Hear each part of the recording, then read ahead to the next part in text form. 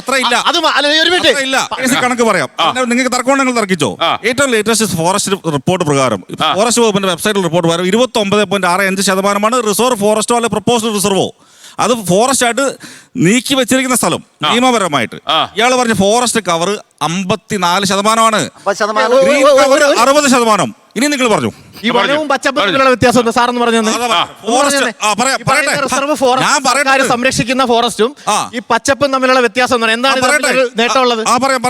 പറഞ്ഞുതരാം. ഫോറസ്റ്റ് എന്ന് പറഞ്ഞാൽ രണ്ട് RFA എന്ന് പറയും, റെക്കോർഡഡ് ഫോറസ്റ്റ് ഏരിയ. അത് സെൻട്രൽ ഗവൺമെന്റ് ഡെഫിനേഷനാണ്. നിയമപരമായി ഫോറസ്റ്റ് ആയിട്ട് ബാക്കി വെച്ചിരിക്കുന്ന സ്ഥലം അല്ലെങ്കിൽ പ്രപ്പോസ്ഡ് റിസർവ് ഒക്കെ വരും. അത് 29.65.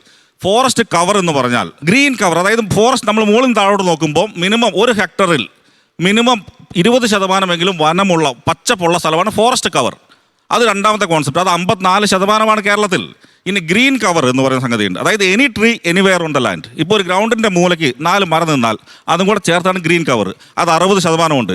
നമ്മുടെ ഇന്ത്യ എന്ന രാജ്യത്തിൻ്റെ ടാർഗറ്റ് എന്ന് പറയുന്നത് ഫോറസ്റ്റ് കവർ 2030 ആകുമ്പോൾ 33% എത്തിക്കണം എന്നുള്ള. നമ്മൾ ഓൾറെഡി 54 നിൽക്കുകയാണ്.